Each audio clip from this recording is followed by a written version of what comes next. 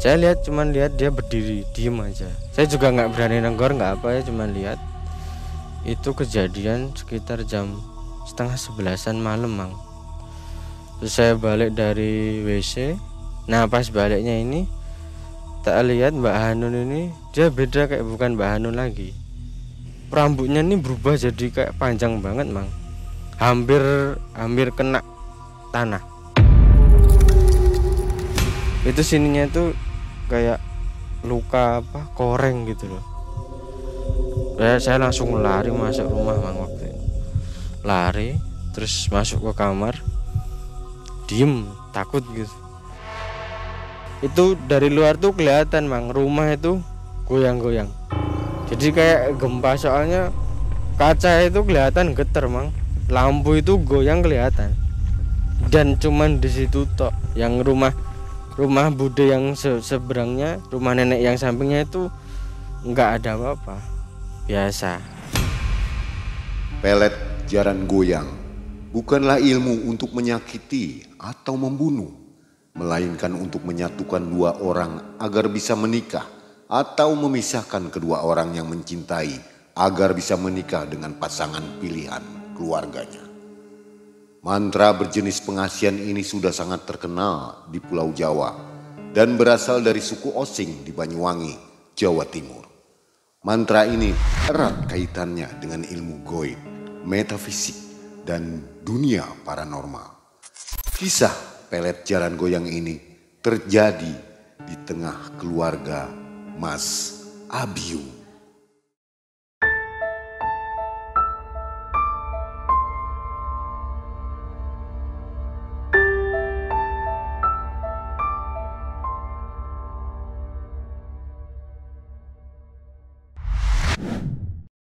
Apa kabar Mas Abiu?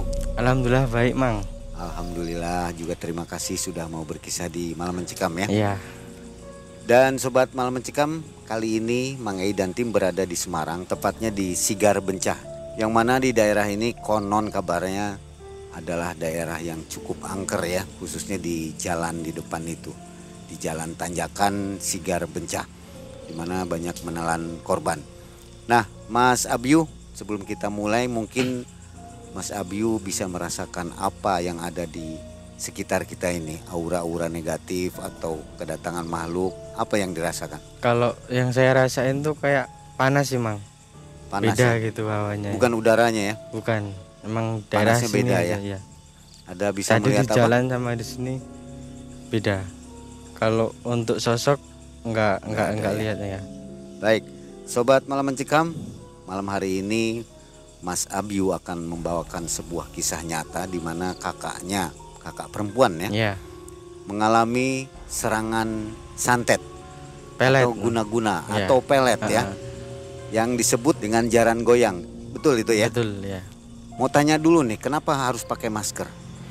Karena bersangkutan keluarga sih, Mas. Jadi kan yang bersangkutan, yang pelakunya itu kan udah jadi bagian keluarga sekarang. Bagaimana kalau nanti beliau nonton? Enggak apa-apa sih. Enggak apa-apa. Udah sempat kemarin udah tanya-tanya, udah ngobrol-ngobrol. Nah, yang ditakutkan apa? Kalau ya memang kayak tidak izin. Nanti ceritanya takut kemana-mana gitu loh, Kang. Keluarga yang lain maksudnya gitu ya. Yang lain. Oke, baik. Mas Abiu, sebelum kita mulai, tim MM sudah menyiapkan satu buah t-shirt untuk dipakai nanti ya. Kenang-kenangan dari kami. Oke. Mudah-mudahan suka. Ini edisi khusus dari bagus Malam banget Mencekam ini, ya. Mang. Gimana, suka? Suka, Mang. Alhamdulillah. Silakan dititipin dulu, nanti pulangnya ada hadiah yang lainnya juga. Sobat Malam Mencekam, mudah-mudahan Anda semua dalam keadaan sehat walafiat. Saatnya kita mendengarkan kisah dari Mas Abiu. Mudah-mudahan kisah ini akan membawa hikmah yang baik untuk kita semua ya.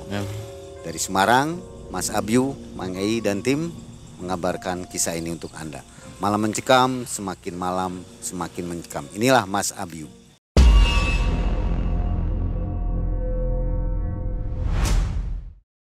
Awalnya itu, Mas, kejadian tahun 2015. Saya punya kakak perempuan. Itu kakak sepupu. Sebut saja namanya Hanun. Mbak Hanun ini dia orang orang rumahan mas, nggak pernah kemana-mana. Ya kalau keluar cuman kerja mas, kerja itu pun naik sepeda dan deket dari rumah. Awalnya itu kakak saya ini kan kerja di kayak buat baju-baju muslim.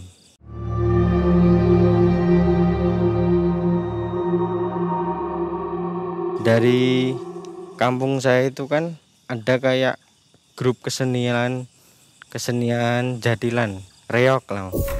Nah, yang salah satu anggotanya itu dia ke rumah kakak saya. Kan kakak saya pinter jahit. Nah, si cowok tadi ini mungkin suka sama kakak saya mang. Cuman waktu itu kakak saya ini udah punya calon suami, udah lamaran bahkan. Karena suka, tapi udah tahu kalau punya calon, mungkin dia kayak mutar otak gitu mang. Kayak gimana caranya dapetin kakak saya gitu. Awal aneh itu kakak saya ini pulang dari kerja mang. Biasanya kakak saya ini bantuin nyuci piring, ya bantuin pekerjaan rumah lah, bude saya, orang tuanya kan. Waktu itu tuh dia nggak ngelakuin itu mang, terus sholat juga nggak sholat. Biasanya rajin ngaji itu nggak ngaji. Terus ditanyain sama ibunya, kenapa kok nggak sholat, nggak mengaji gitu. Katanya sedang berhalangan alasannya waktu itu. Terus lama kok beberapa hari gitu, maksudnya jangkanya lama. Kalau wanita berhalangan mungkin kan cuma beberapa hari lah, lama-lama itu seminggu, itu hampir 2 minggu mang waktu itu. Nah selama itu juga kakak saya nih yang tadinya bener-bener nurut sama orang tuanya itu jadi berani. Disuruh ini nggak mau, disuruh pokoknya bantah lah sama, beda. Jadi anaknya tuh 100% berubah. Pada suatu kejadian dia berangkat kerja mang, pagi itu berangkat kerja naik sepeda. Waktu itu ditungguin sampai lewat jam pulang itu nggak pulang. Terus sampai 2 hari 3 hari itu nggak pulang mang. Awalnya bapak saya ini ke tempat kerjanya kakak saya ini, kata temennya yang di sana itu udah 2 hari nggak masuk kerja. Padahal waktu kemarin itu dia pamitnya kerja mang. Bingung, keluarga bingung. Waktu itu kan kakak saya nggak punya HP mang waktu itu, jadi susah mau menghubungin, susah. Terus cari ke tempat teman-temannya, teman sekolah, teman sana sini tuh sama aja nggak tahu mang di mana, nggak tahu. Saya pas di situ juga kan, jadi rumah, tak kasih gambarannya mang, itu rumah saya, rumah bude saya, terus kakaknya ya masih bude saya, nenek saya itu kan cuman satu ini mang, satu lingkup lah. Dan di tengahnya itu kan ada kayak, ya bukan teras, pelataran gitu, kayak tanah agak luas gitu. Nah kan waktu itu pada ngobrol-ngobrol, ngumpul di situ, ini di mana gimana. Waktu itu kakak saya pulang, pada kaget semua mas, kok sendiri, nggak naik sepeda, nggak, dan udah 3 hari nggak pulang. Awalnya yang nanyain tuh bapaknya, sekolah ngendi nduk gitu. Dari bapaknya itu Pak D saya. Dari mana ditanyain, diem aja, nggak jawab. Dia cuman ngeliat gini, cuman ngeliat gitu aja mang. Dan tatapannya itu pun bukan kos, beda, kayak sinis gitu, kayak orang benci gitu.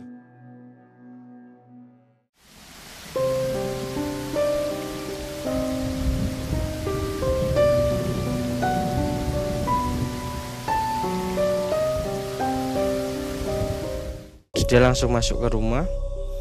Bude saya ini ibunya langsung masuk, ngikutin itu, nyamperin, ditanyain, sekolah ngendi nduk, kok wis pirang dino kok ra pulang, nggak balik gitu. Digoleki ning gawean ya ora ono, ning gawean muni kowe rambut gawe gitu. Katanya nggak kerja gitu. Dia tetap diam aja. Terus nenek saya itu juga datang, Mang. Nenek saya datang.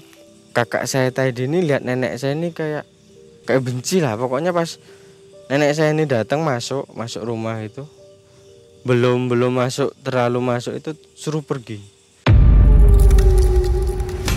diteriakin suruh, pokoknya suruh keluar kan. Nah, terus keluar kan, dia ngomong sama nenek saya nih, mang kakak saya nih, aku ora kenal kowe, kabeh do lunga gitu. Makanya suruh semua itu suruh keluar gitu mang, nggak usah deket-deket kakak saya. Terus pada keluar, di luar ini pada bingung, anaknya ini kenapa gitu, kakak saya ini kenapa, ada apa. Selama waktu itu jadi ibunya ini sering ngasih makan gitu, ngasih minum, itu nggak pernah dimakan, nggak pernah diminum. Dan masih sama diajak ngobrol itu nggak pernah jawab, mam. Pokoknya dia cuman tiduran diem kayak gitu aja. Kadang anehnya nih duduk ngadep ke jendela, cuman ngadep diem gini aja gitu, mam. Nggak ngapa-ngapain, dan itu nggak sebentar, bisa lama, 1 jam 2 jam gitu, kayak gitu terus. Waktu itu pernah malam-malam, jadi itu 4 rumah itu kan sumurnya itu cuma 1, WC-nya itu cuma 1, kayak masih WC sumur-sumur zaman dulu lah. Jadi 4 keluarga ininya cuma 1, dan itu pun di luar rumah gitu, nggak di dalam rumah. Kan saya mau kencing gitu, Kang, mau kencing kan, mau ke sumur itu kan lewatin rumahnya Mbak Hanun tadi ini. Saya lewat, saya lihat, cuman lihat dia berdiri diem aja. Saya juga nggak berani nenggor, nggak apa ya, cuman lihat. Itu kejadian sekitar jam setengah 11-an malam, mang. Terus saya balik dari WC. Nah, pas baliknya ini tak lihat Mbak Hanun ini, dia beda, kayak bukan Mbak Hanun lagi. Rambutnya kan agak panjang. Nah, pas saya balik dari itu tuh, rambutnya ini berubah jadi kayak panjang banget, mang. Hampir kena tanah. Awalnya saya lihat aneh, siapa gitu loh, kok rambutnya kan panjang. Kalau Mbak Hanun kan rambutnya nggak sepanjang itu. Saya berhenti dulu jalan tuh sambil ngeliatin. Nah, pas waktu itu dia kayak noleh gitu loh, mang. Noleh, cuman nggak noleh banget, cuman sedikit gitu. Itu sininya tuh kayak luka koreng gitu loh. Saya langsung lari masuk rumah, mang, waktu itu. Lari terus masuk ke kamar, diem, takut gitu, sampai badan tuh kayak ngerdek gitu loh, mang. Kayak takutan gitu. Terus tak tidur. Paginya saya cerita sama bapak saya. Nah, bapak saya ini bilang kayak nggak percaya kan. Saya bilang, Pak, mambengnya aku ndelok Mbak Hanun ki kok beda, kok raine korengan, rambutnya dadi dawa kok kuntilanak. Saya bilang gitu. Wah, gawe-gawe duwe ngono. Dikiranya kayak cuman kayak buat-buat gitu loh, bohong gitu loh, mang. Kata bapak saya. Mbah saya ini kan anaknya 7, mang. Anaknya 7. Nah, yang anaknya yang nomor 3 ini dia punya anak. Jadi masih cucunya nenek saya. Itu dia punya temen, kayak orang bisa gitulah, orang pintar. Waktu itu datang ke rumah dengan maksud tujuan tuh mau ngobatin Mbak Hanun tadi ini. Jadi sebelum datang itu dia keluar, Mbak Hanun ini keluar dari rumah, keluar. Terus dia bilang, nanti kalau ada orang datang ke sini, nggak usah datang ke sini, nggak boleh, suruh pergi aja gitu. Jadi kakak saya ini, Mbak Hanun tadi ini kayak udah kerasa gitu loh, mang. Dia udah kerasa kalau ada yang mau datang. Tapi orang tetap datang. Terus ngobrol-ngobrol kan sama bude saya, tapi di depan kayak di yang pelataran itu tadi. Terus disuruh nemuin Mbak Hanun tadi. Kan Mbak Hanun kan di dalam rumah. Pas masuk itu Mbak Hanun tadi itu udah berdiri depan pintu gitu, mang. Matanya tuh kayak melotot, terus nyuruh pergi. Minggat, pergi sana, pergi gitu. Nah, yang temannya kakak saya yang satu ini keluar, mang, keluar rumah kan, bingung mau gimana gitu kan nggak berani juga. Nggak, maksudnya kan bukan keluarganya, di situ tamu juga kan, mungkin ngerasa nggak enak kalau mau lancang gimana kan nggak enak. Udah, terus bapaknya ini kan mungkin udah kasihan lah, mau anaknya sembuh gitu kan, mau gimana terserah, bebas gitu, yang penting anaknya sembuh itu. Cuman di sisi lain yang orang tadi ini segen mas, terus dia bilang besoknya mau ngajak temen gitu. Besoknya dia datang lagi mang, si Mas Wawan ini datang lagi sama temennya. Nah tapi temennya ini ternyata gurunya ini namanya Ki Soleh. Jadi Mas Wawan tadi sama gurunya ini datang sama Ki Soleh, dia cuma liatin, diem gitu, liatin, terus dia nyamperin sama bapak saya. Cuman waktu itu saya nggak tahu mang yang diobrolin apa, soalnya saya mau ke situ, mau ikut nimbrung gitu nggak boleh, sama ibu saya ini dilarang. Saya cuma dari jauh tuh liatin gitu, liatin aja. Terus yang si Mas Wawan tadi ini dia kayak narik apa gitu loh, dia kayak ada perlawanan gitu lah, mungkin diserang atau apa gitu loh. Dia kayak jatuh bangun gitu, terus gurunya juga kayak bantuin gitu. Wah kayak orang kelahi gitu. Terus Ki Soleh tadi ini bilang kalau sekitaran sini ini banyak banget makhluk-makhluk katanya. Siluman itu banyak mang, dan itu bukan asli dari situ katanya, kiriman dari orang. Itu kayak ada siluman ular gitu loh Kang. Siluman tadi ini dia ngelingkerin rumahnya Mbak Nun tadi ini, ngelingkerin gitu loh. Yang paling kuatnya itu katanya sosoknya itu. Nah di samping itu, kayak di samping di luar lingkaran ular tadi itu kayak ada penjaganya gitu loh mang. Wujudnya ya aneh-aneh katanya, kayak siluman macan kayak gitu.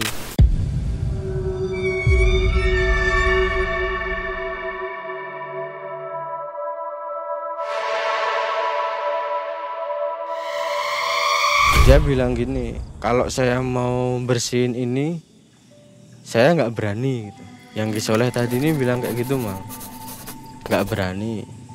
Dia udah ngerasa udah kayak nggak mampu dulu gitu. Terus dia pamit kan, udah merasa nggak mampu, angkat tangan. Tapi emang saya lihat orangnya nggak kayak paranormal umumnya sih mang, ya kayak orang-orang biasa lah. Besoknya jadi bapak saya ini juga punya kenalan mang, kenalan seorang kiai. Kalau kiai ini saya udah tahu mang, soalnya dulu pas nenek saya pernah sakit, pernah berobat di situ juga.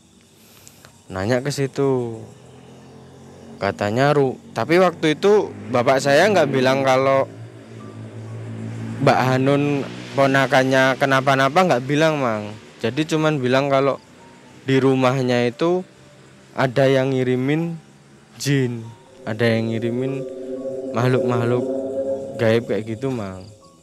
Nggak bilang kalau kakak saya ini aneh gini-gini, enggak.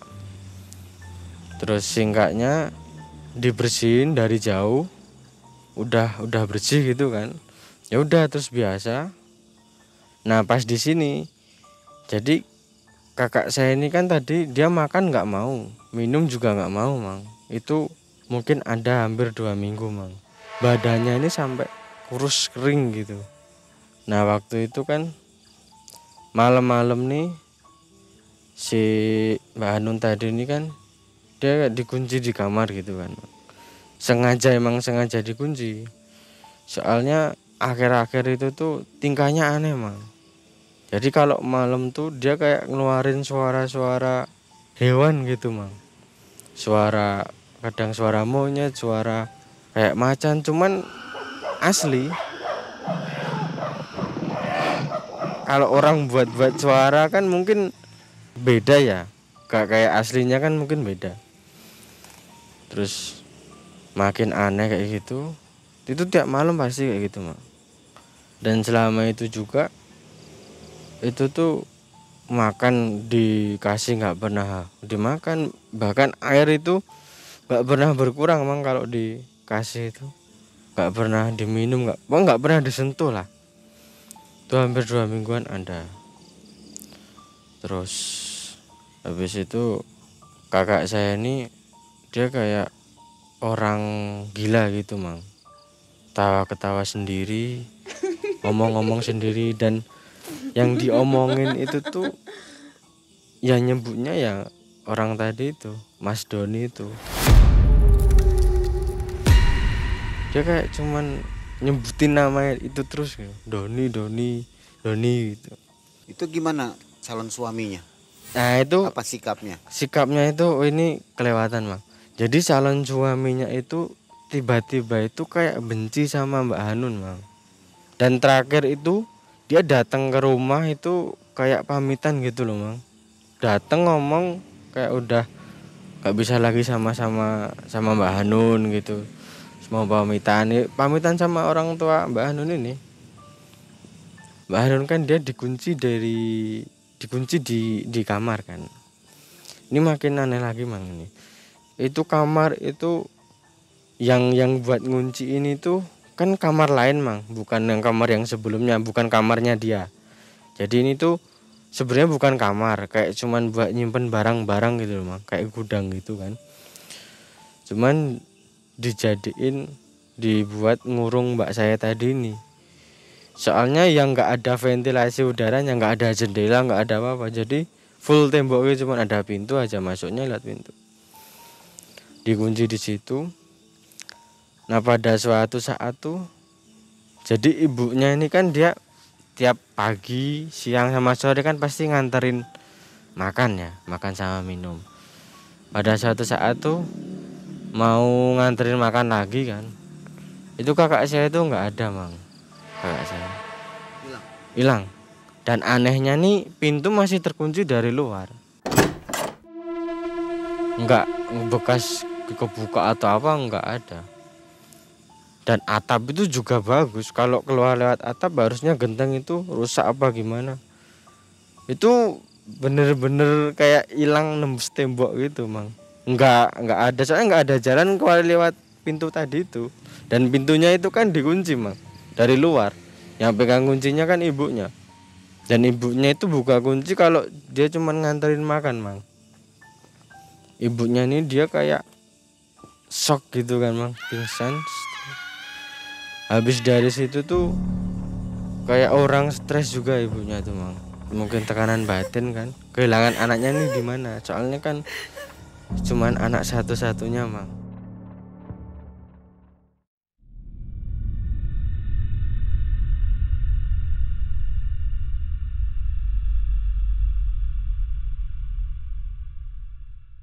Bapak saya juga nih mungkin kan ngerasa kasihan. Terus dia datang ke tempat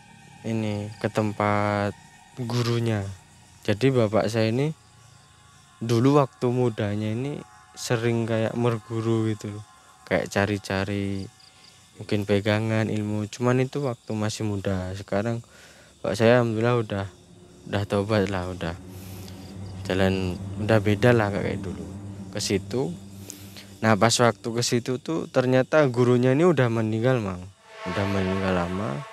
Nah tetangganya itu dia bilang kalau temennya ini ada, temen gurunya, mantan gurunya bapak saya ini sudah datang ke situ, bilang ya nyeritain ponakannya kayak gini. Oh ya udah, ini dikasih air. Nanti kalau pulang langsung disebarin, muter rumah, khususnya rumah Mbak Hanun tadi ini. Itu kayak air biasa, tak lihat kayak air bening gitu. Mungkin udah dikasih doa itu mang. Terus katanya sebelum nyebarin air tadi itu suruh sholat hajat dulu mang, sama doa apa yang diminta hajatnya gitu loh mang. Kan waktu itu kan bapaknya kan cuman minta anaknya ini pulang, Mbak Hanun tadi ini pulang sama sembuh gitu kan. Nah itu katanya suruh ngutarain waktu sholat itu, suruh doa kayak gitu biar anaknya ini pulang. Itu hilang udah berapa hari tuh? Itu hilangnya waktu itu baru 2 hari. Belum ketemu ya? Belum ketemu. Nggak coba lapor polisi atau enggak, nanya tetangga? Kalau pas waktu hilang itu enggak lapor polisi mang. Soalnya awalnya tadi udah sempat hilang. Karena waktu awalnya itu kan udah tanya ke temen, udah sana ke sini, udah ke polisi juga. Cuman ya nggak ada tindak lanjut, Mang. Nah, sebelumnya sholat hajat dulu, nyebarin air, terus tetap sama aja, Mang. Itu ada 3 hari 4 hari mungkin, itu setiap hari ke tempat yang orang pintar tadi minta air, Mang. Nah, pas waktu posisi itu, Mang, itu saya inget itu maghrib, Mang. Biasanya kan kalau nyebar itu kan kalau nggak pagi siang, itu pas dilalah itu waktunya malam, maghrib gitulah, maghrib.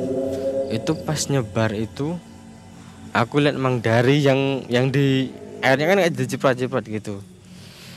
Waktu diciprat gitu dia kayak berasap gitu loh, Mang, kayak berasap keluar gitu. Cuman orang tuanya Mbak Hanun, bapaknya ini dia nggak lihat. Cuman saya lihat, saya sama ibu saya lihat. Tapi habis itu kayak nggak ada, hilang biasa. Terus ibu saya ini bilang sama bapak saya, kalau gini-gini disebarin ini keluar asapnya gini. Bapak saya kan mungkin juga aneh, ini kenapa, ada apa gitu. Terus datang ke tempat kiai yang awal tadi, Mang, yang dibilang suruh narik, ada ular yang lindungin rumah ini tadi. Itu saya ingat, Mang, itu malam-malam sekitar 11:30 mungkin. Itu masih di Jogja, cuman jauh dari rumah saya, Mang, 2 jam perjalanan. Itu nyebrang kayak sungai gede gitu, lewat hutan-hutan, dan nyebrang itu pakai bambu, Mang. Pakai bambu kayak getek gitu. Waktu itu saya anehnya, itu jam segitu kok ada orang yang nyebrangin dan dia stay di situ gitu loh, Mang. Dan itu padahal soalnya yang waktu nyebrang itu kan itu di hutan, Mang. Hutan lindung di daerah Gunung Kidul. Itu sungainya Sungai Oyo namanya, Mang. Itu rumahnya tuh naik dari sungainya, Mang, naik masih kayak ngeliatin hutan gitu. Terus ada pohon ringin gede, itu samping itu rumahnya di depan tuh biasanya kayak ada murid-muridnya itu loh, Mang, lagi ngaji, lagi zikiran gitu. Itu kan rumahnya gede, Mang, depannya tuh kayak ada langgarnya gitu, kayak joglo sana. Terus salaman sama kiai tadi ini. Nah, kiai ini saya belum ngomong gitu loh, bapak saya belum ngomong mau masuk tujuan tuh apa, itu belum ngomong, kayaknya udah paham, Mang. Wis rasa ngomong aku wis paham. Kowe ning kene arep ngopo aku wis ngerti. Ngopo kok ora ngomong wingi-wingi gitu. Maksudnya tuh udah paham dateng tuh mau ngapain dan kenapa nggak cerita dari kemarin-kemarin.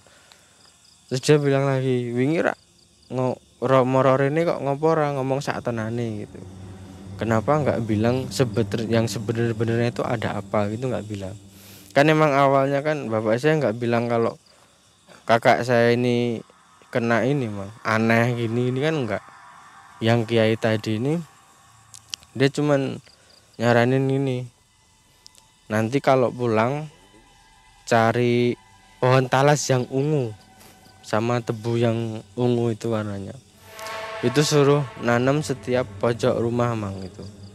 Pulang terus ditanam, dan selama waktu itu di sana juga dikasih air. Cuman airnya nih pesennya dari kiai tadi ini, kalau anaknya pulang nanti diminumin air itu tadi, Mang. Cuman sampai beberapa hari anaknya itu juga nggak pulang, Mang. Mbak Hanun tadi ini nggak pulang. Habis dari udah selesai ngelakuin amalan tadi ini malah rumah makin aneh, Mang. Di setiap malam itu di kamar yang buat ngunci Mbak Hanun tadi ini kayak ada suara-suara gitu loh, Mang. Suara orang ngobrol, orang ketawa, ya orang nangis gitu. Padahal itu kamar masih dikunci. Seperginya Mbak Hanun tadi kamar itu dikunci, Mang. Enggak dibuka gitu, enggak. Dan suaranya tadi muncul pasti setiap jam 10 malam. Dia pernah ngecek kan mang, ngecek. Jadi ada orang ngobrol. Tapi anak kecil katanya mang, suaranya itu anak kecil. Orang ngobrol kayak sama temennya, kayak bercanda-bercanda ketawa gitu loh mang. Dibuka itu nggak ada siapa-siapa. Udah terus habis itu bilang sama bapak saya, nangis-nangis gitu. Iya to kok saya suwe saya orang genah. Kok dadi koyo ngene? Kayak salah opo, ndek dosa opo gitu. Yang ibunya Mbak An tadi kan curhat sama bapak saya. Bapak saya juga bingung mau bantuin gimana, soalnya juga udah ngupayain ini itu juga udah bantuin sebisanya, tapi emang hasilnya emang nihil gitu. Belum ada jalan keluarnya. Terus singkatnya datang lagi ke tempat kayaknya tadi. Dia kayak sholat gitu mang. Tak lihat dia kayak wudhu, terus ngaji, terus dia sholat. Saya nungguin mang, itu saya nungguin di langgarnya itu, saya nungguin itu lama mang, itu mungkin 2-3 jam sampai saya ketiduran. Itu kan saya bertiga, saya, bapak, sama om saya mang waktu itu. Dia bilang gini sama bapak saya, kenapa nggak bilang dari kemarin, udah terlalu parah gitu. Nah kiainya ini bilang, Mbak Hanun tadi ini kena pelet jaran goyang mang katanya. Dan peletnya ini udah terlalu kuat gitu loh. Jadi yang katanya kayak tadi nih, pelet jaran goyang itu setiap 40 hari itu kayak diisi gitu loh. Kayak dicas lah ibaratnya. 40 hari dicas, 40 hari dicas. Nah waktu itu mungkin yang si cowok ini karena kayak ngebet banget gitu emang, ngebet pengen dapetin kakak saya tadi ini. Sebelum waktu 40 hari udah diwiritin lagi gitu loh. Udah ditambah-tambahin. Nah jadi tambah kuat gitu. Ya akhirnya kayak gitu. Dan yang kayak tadi ini bilang kalau sampai dipisahin mungkin nanti akibatnya kakak saya ini mungkin gila. Terus bapak saya ini bilang kalau untuk masalah itu nanti gampang, yang penting anaknya bisa pulang gitu loh. Dan anaknya ini di mana kan nggak tahu. Terus singkatnya itu di Terawang sama Kiai tadi ini di Terawang, Bang. Nah, Kiai tadi ini bilang Mbak Hanun ada di suatu rumah, ceknya hijau, depannya itu ada pohon jati 3 gede-gede. Jadi dia cuma dapat gambaran itu, Mang. Jalannya menuju ke situ pun dia nggak kelihatan katanya. Kayak gelap, cuman dia dapat gambaran kayak gitu yang dia bilang. Nah dari situ saya, om, bapak, sama orang-orang kampung tuh nyariin, Mang. Seperti yang dibilang kayak itu di mana. Itu sampai hampir 1 minggu nggak ketemu, Mang. Rumah itu di mana itu nggak ketemu.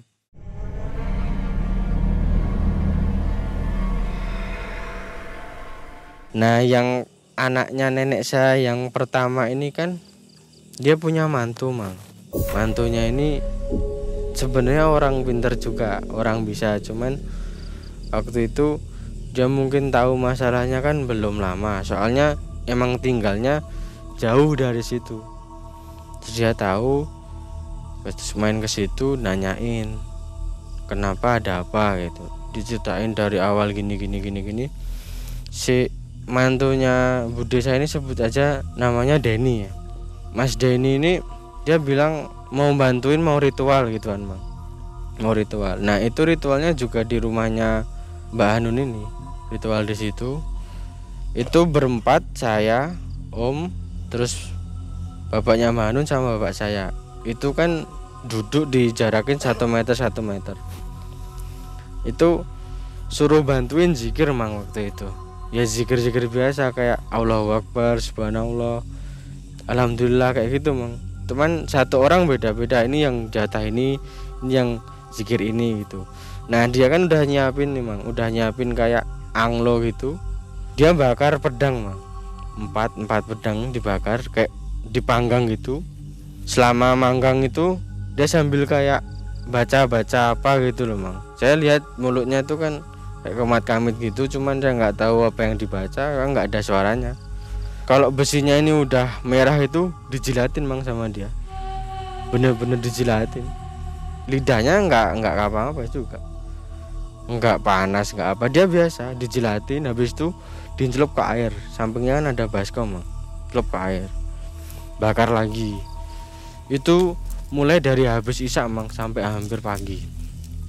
Awalnya ini nggak kenapa-napa, cuman biasa. Dia kayak gitu terus, Mang. Menjelang tengah malam itu lagi ada mulai keanehan, Mang. Dia ini tak lihat kayak kelahi gitu loh, Mang. Kayak suara orang mukul kan pasti kedengeran buk-buk gitu kan, Mang. Itu saya denger dia kayak mukul sesuatu, denger, cuman lawannya yang dipukul ini nggak kelihatan, Mang. Dan badannya itu tak lihat luka-luka, kayak bekas kayak bekas disabet, cakar kayak gitu. Mukanya itu juga memar-memar kayak gitu, Mang. Dia itu sampai pagi, Mang. Sampai pagi itu mungkin sebelum subuh itu udah selesai. Air yang dicelup tadi ini kan satu baskom gede, Mang.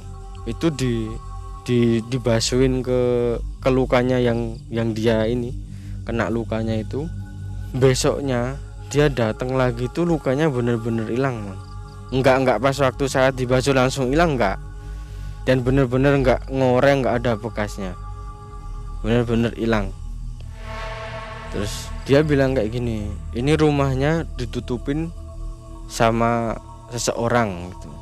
Dan rumahnya itu udah mungkin kayak dikepung mungkin ratusan jin gitu, Mang, katanya. Rumahnya yang tadi ditutupin kayak jadi dikirimin kayak jin-jin gitu, suruh gangguin keluarga saya gitu loh, Mang. Jadi bikin biar pada berantem, biar hawanya panas, pokoknya biar nggak tenang lah, nggak betah gitu loh, Mang. Soalnya Mang waktu itu sering berantem. Ya kalau waktu itu kita mikirnya kan karena kehilangan orang keluarga, itu salah satu keluarga, tapi di sisi lain juga ternyata emang dibuat juga sama seseorang itu tadi, Mang.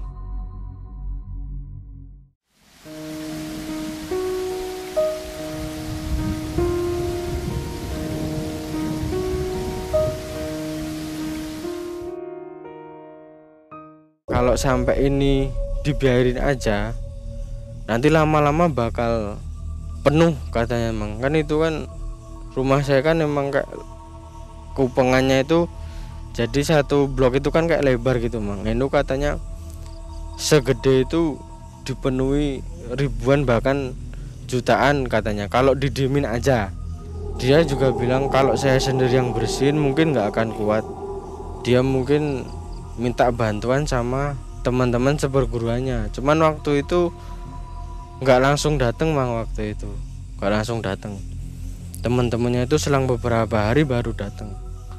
Nah singkatnya pas dia datang ini dia kayak mimpin wiritan gitu, Mang. Kayak tirakatan lah di rumah itu, kayak tirakatan doa bareng.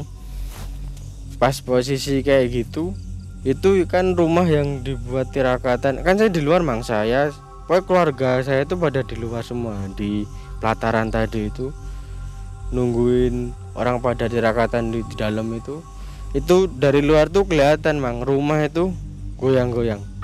Jadi kayak gempa, soalnya kaca itu kelihatan getar, Mang. Lampu itu goyang kelihatan. Dan cuman di situ tok yang rumah bude yang seberangnya, rumah nenek yang sampingnya itu nggak ada apa-apa, biasa. Terus besok paginya dia kan nggak pulang, Mang. Tuh teman-temannya pada nginep di situ sampai pagi. Paginya itu langsung kayak dibersihin gitu, Mang. Kayak dimasukin ke botol lah, ke apa udah kayak orang narik kayak gitu loh, Mang. Udah itu botolnya itu sampai banyak, Mang. Dikumpulin di karung itu sampai banyak banget. Mungkin kalau di biji mungkin sekitar 50-60 botol lah, Mang, waktu itu. Nah saya masih inget siang-siang itu kebagian buang botolnya ini, Mang. Saya buang ke sungai. Udah, terus teman-temannya tadi ini bilang kalau yang bikin semua ini tadi itu bukan orang sembarangan, Mang, katanya. Jadi keluarga ini kan tetap masih jalan nyariin Mbak Anun tadi. Jadi waktu itu ada temennya Mbak Anun ini kan datang ke rumah. Emang sebelumnya kan temennya ini udah dikasih tahu gitu loh, Mang. Udah dikasih tahu kalau tahu infonya Mbah Hanun suruh ngasih tahu ke keluarga gitu loh. Cuman dulu kan keluarga saya juga yang punya HP itu kan cuman mbak saya, dan mbak saya itu kan orangnya nggak di situ Mang, dia kerja di Batam memang waktu itu. Jadi keluarga saya itu memang benar-benar nggak punya HP Mang. Jadi kalau untuk hubungan atau apa ya minjem ke tetangga, kalau yang buat luar daerah, kalau enggak ya cuman langsung didatengin Mang waktu itu. Terus singkatnya temennya ini datang ke rumah bilang kalau kemarin ini Mbak Hanun ini datang ke rumahnya main sama cowok Mang katanya. Terus dia bilang kalau besok mau mampir lagi, cuman waktu itu dia nggak bilang kapan, nggak bilang. Jadi cuman ngasih tahu kalau besok bakal mampir lagi gitu loh Mang. Nah yang dari keluarga saya ini bilang kalau besok seumpama Mbak Hanun mampir itu suruh ngasih tahu. Langsung tiba hari hanya itu pas Mbak Hanun datang ke rumahnya temennya itu. Jadi adiknya itu datang ke rumah bilang kalau udah ke situ, udah main ke situ Mbak Hanun. Kita udah siap Mang waktu itu. Sama pemuda kampung itu juga berangkat ke sana. Itu kan ya nggak terlalu jauh sih Mang, dari kampung saya paling 15-20 menit lah naik motor itu. Rame-rame. Cuman pas sebelum sampai sana ini kakak saya Mbak Hanun tadi ini udah keluar dulu Mang, udah mau pulang. Cuman kepapasan di jalan, dikejar rame-rame, udah terpojok, udah ketangkep itu kan.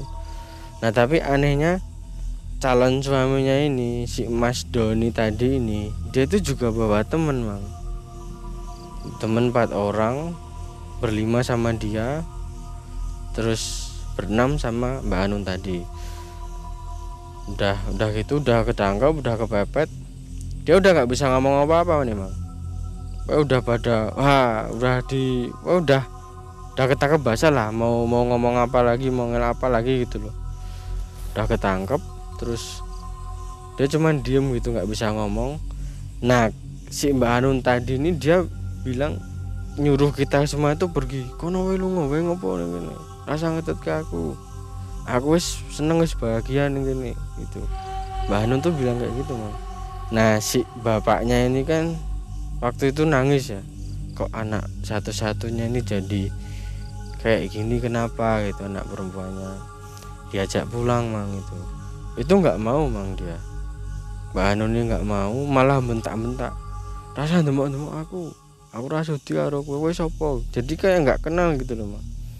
Tapi kan bapaknya kan kayak maksa gitu kan, maksa ditarik-tarik diajak pulang. Si cowoknya tadi ini kan mungkin kayak membela Mbak Hanun tadi. Nah bapaknya Mbak Hanun ini didorong Mang sampai jatuh guling gitu. Om saya kan mungkin emosi lihat kakaknya didorong sama orang kayak gitu Mang, spontan langsung mukul si Mas Doni tadi ini. Jatuh dia Mang, dia kayak pingsan gitu. Nah Mbak Hanun ini langsung ditangkap sama orang-orang pemuda kampung saya ini, dinaikin motor. Itu dia teriak-teriak Mang, kayak minta tolong kayak gitu. Dia teriak, wah tolong aku diculik, tolong, dia bilang kayak gitu. Terus diajak pulang itu bertiga Mang, megangin Mbak Hanun tadi ini bertiga. Jadi satu motor ini dibonceng berempat. Yang depan ini om saya, terus yang tengah Mbak Hanun, yang di belakang 2 ini tetangga saya. Itu di jalan itu masih teriak-teriak Mang, kayak orang stres kayak gitu Mang. Itu sempet diberhentiin orang beberapa kali karena emang dikira nyulik tadi itu Mang. Sikanya sampai rumah. Nah di rumah ini udah rame Mang, udah satu kampung tuh di situ semua Mang. Nah Mbak Hanun tadi ini kan dimasukin ke kamar yang tadi buat kunci ini Mang. Dimasukin, dia masih teriak-teriak, bajingan asu, bajingan. Dia pasti bilang kayak gitu terus Mang. Dia ngeluarin kata-kata kotor kayak gitu terus. Kono minggat ngopo ning ngene gitu. Dan suaranya itu tak denger kayak bukan Mbak Hanun gitu loh Bang. Dia kayak suaranya tuh kayak hampir mirip-mirip ke cowok lah. Kalau malah kayak waria gitu loh Mang. Jadi waria kan dia cowok kayak buat jadi cewek gitu kan. Nah itu kayak gitu Mang suaranya. Di situ habis kejadian itu tuh yang om saya tadi ini kan mukul si Mas ini tadi, mukul si Mas Doni tadi. Udah dilaporin ke polisi, kena pasal juga waktu itu. Terus bayar denda biar enggak ke ini. Terus singkatnya waktu dia dimasukin kamar itu malamnya Mang, malamnya kan kami di keluarga itu di depan. Nah pas waktu malam itu kan ya belum terlalu malam Mang, itu habis isya itu kan pintu kebuka, itu kan kelihatan kamar yang buat kunci Mbak Hanun tadi kan kelihatan. Itu pintunya didobrak Mang, dobrak dar gitu. Aku pengen metu. Udah didiemin, tetap didiemin. Terus lama-lama nih dobrakannya nih kayak makin keras Mang. Tahu-tahu buar gitu. Itu pintu itu bisa kelempar Mang. Lepas dari engselnya itu Mang. Itu padahal posisi waktu itu kakak saya itu kurus banget Mang dia. Dia lari keluar, dipegangin sama bapaknya. Itu bapaknya megangin itu kan tangannya gini Mang. Itu sampai keseret Mang itu. Keseret, lari itu keseret Mang, sampai keseret kan megangin sampai jatuh itu keseret. Terus dipegang lagi sama bapak saya, dibantuin gitu. Sama om saya juga, sama tetangga saya Mang. Berempat itu semuanya tuh enggak kena. Enggak kuat. Megangin Mbak Hanun tadi enggak kuat, mental semua. Terus sampai lari ke jalan. Terus tetangga kan pada denger rame-rame ada apa. Itu ikutan ngejar Mang, ketangkep. Terus dibawa pulang tuh Mbak Hanun tuh udah kayak pingsan gitu Mang dia. Besoknya yang Mas Denny tadi ini datang lagi Mang. Datang kan waktu itu Mbak Hanun ini duduk gitu Mang, duduk diem aja. Tanyain sama Mas Denny, lagi ngopo? Nggak jawab, tetap diem aja Mang.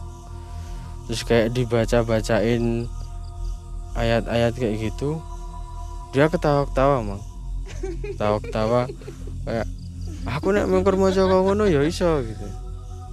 Jadi dia bilang aku kalau cuman baca kayak gitu juga bisa. Cuman waktu itu saya yakin kalau itu dia kesurupan Mang, Mbak Hanun tuh. Bukan, soalnya suaranya emang cowok. Si Mas Den ini bilang ini yang di dalam tubuhnya ini udah bukan Mbak Hanun lagi.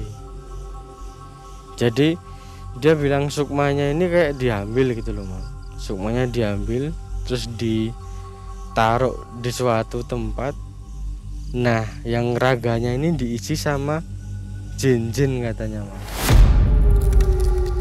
Makanya tenaganya nih kuat Mang, tenaganya nih. Terus dan perilakunya tuh juga aneh, bantah lah, nggak nurut. Jadi dari awal ketawanya itu waktu itu, soalnya awal tadi kan bandel, jadi bandel itu jadi apa, awalnya baik terus jadi kayak gitu. Bahkan setiap jari tangannya ini katanya Mang, katanya nih diisi sama 5 sosok katanya. Ada siluman inilah, siluman kera, siluman. Nah yang paling utama yang kayak menguasai tubuhnya ini itu pegangan yang gurunya Mas Doni tadi. Itu katanya wujudnya ini kayak raksasa gitu Mang, tinggi gede, bahkan tingginya ini 2 kali rumah tingginya. Singkatnya manggil temen-temennya yang awalnya buat tirakatan tadi. Nah itu kan dia kayak diruqyah gitu loh Mang, diruqyah, dibaca-bacain. Nah waktu posisi itu kan malam Mang, itu kan malam. Itu waktu ruqyah kakak saya tuh pas lagi baca-baca gitu, kakak saya kesurupan. Itu tiba-tiba kaca piar gitu, lampu itu langsung meledak mang waktu itu.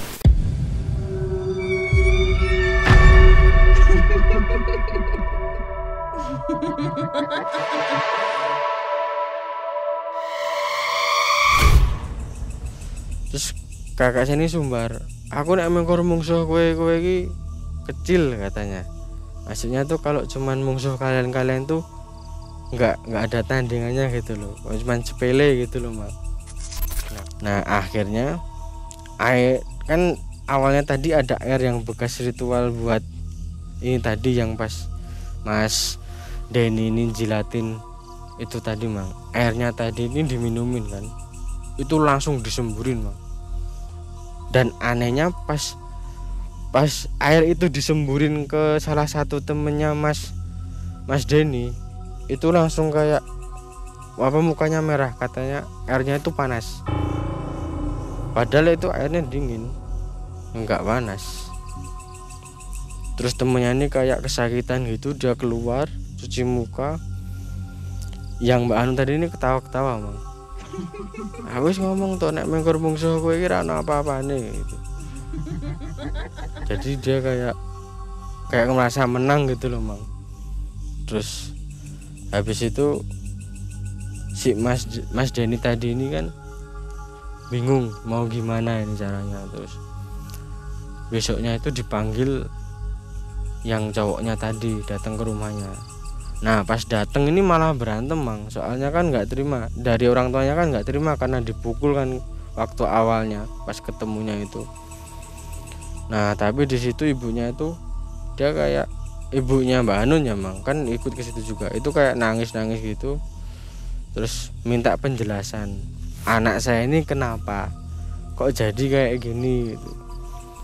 Terus itu datang Mang ke rumah, diajak ke rumah, semua ikut ke rumah sama keluarga saya di rumah, ikut ke rumah. Terus bilang kalau Mas Doni ini mau bener-bener sayang dan mau jadiin istri Mbak Hanun tadi itu Mang. Cuman karena Mbak Hanun waktu itu udah punya calon, cuman dia terlanjur udah suka, dia pakai cara pelet itu tadi.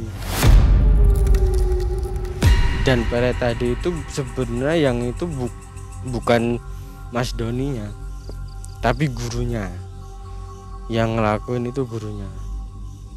Terus singkatnya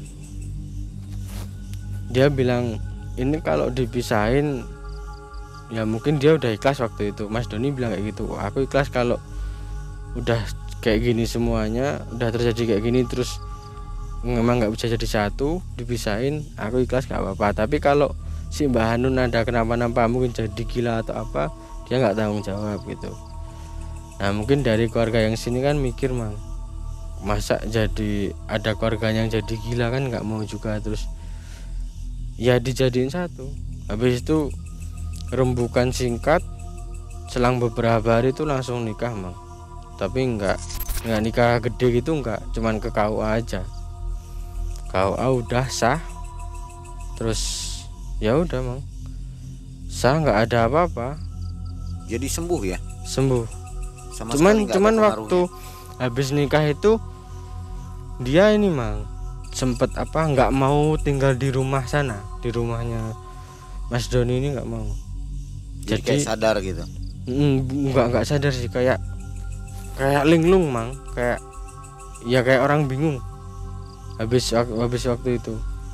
Dan sebelum nikah itu dia kayak seneng banget gitu loh Mang, kayak aku sesuk rabi karo Mas Doni gitu, dia kayak seneng banget gitu loh Mang. Dan dia nyebutin Mas Doni nyebutin nama itu terus Mang. Jadi sampai sekarang normal ya? Sampai sekarang pengaruh normal. Sihir itu udah nggak ada? Nggak ada. Kok bisa begitu ya? Ya saya juga aneh Mang, sampai sekarang normal, nggak ada pengaruh. Nggak malu ya si Doni ini? Ada. Nggak malu gitu? Awalnya dia ini Mang malu, dia habis nikah itu ada kalau 1 tahun lebih itu nggak pernah ke ini Mang, ke tempat mertuanya, ke tempat budi saya itu nggak pernah. Punya anak berapa sekarang? Anaknya 2 Mang. Jadi hidup berjalan normal ya? Berjalan normal, cuman kalau sekarang udah ini Mang. Udah nggak ada sama sekali, nggak terlihat ada pengaruhnya? Nggak ada. pengaruh sihirnya? Nggak ada sama sekali. Normal kayak orang normal. Oke. Berkeluarga seperti biasa. Saya mau tanya, waktu dia hilang itu kemana ya? Kok tiba-tiba bisa hilang dari Nah, kamar? Kalau itu yang bilang itu sebenarnya malah bukan Mbak Hanu sendiri, Mang. Yang bilang itu malah Mas Doninya. Dia ngaku gitu loh, Mang. Jadi selama hilang ini diajak sama Mas Doni ini ke tempat gurunya. Gimana caranya? Itu kan pintunya dikunci. Nah, itu jadi katanya itu, tapi yang bilang ini kan Mas Doni. Tapi waktu itu saya nggak dengar langsung ceritanya, Mang. Saya diceritain sama bapak saya. Katanya itu jadi gurunya ini, Mang, itu dia bisa Rogo Sukmo katanya. Gurunya Mas Doni tadi ini bisa Rogo Sukmo, dan dia bisa kayak ngambil raga orang itu ditembusin lewat benda-benda padat itu bisa, Mang. Dan tahu-tahu udah bisa keluar gitu aja, Mang. Bukan mungkin malam-malam ada yang masuk ke rumah? Enggak ada, Mang. Nggak mungkin itu. Enggak mungkin. Itu katanya Mas itu kayak gitu. Soalnya kan saya sekarang deket nih sama Mas Doni. Maksudnya dia udah biasa main ke rumah, udah sering ngobrol, udah tak tanya-tanyain masalah ini kan dulu-dulu. Nah, dia ngaku kayak gitu, Mang. Terus dia bilang waktu ngambil Mbak Hanun tadi ini, dia kan juga nggak itu, Mang. Nggak ikut, tapi di rumahnya gurunya ini dia kayak cuman semedi katanya.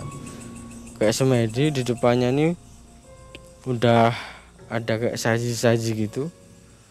Terus katanya motong sapi apa kambing gitu, kepalanya taruh buat kayak jadi tumbalnya atau apa gitu, Mang. Katanya dia juga nggak terlalu paham, Mang, yang Mas Doninya itu sebenarnya. Oke. Baik, sobat Malam Mencekam, itulah jaran goyang ya. Jaran goyang itu berbeda dengan guna-guna yang lainnya ya. Beda. Lebih dahsyat gitu ya. Iya.